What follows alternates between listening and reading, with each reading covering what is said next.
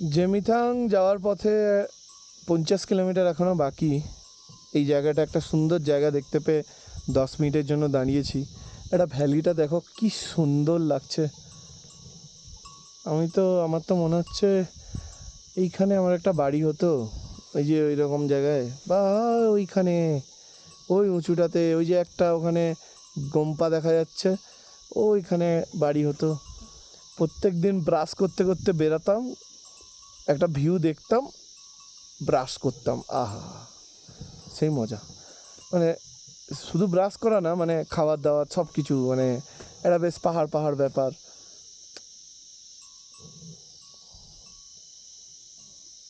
এখানে প্রত্যেকটা গরুর গলায় ঘন্টা আছে।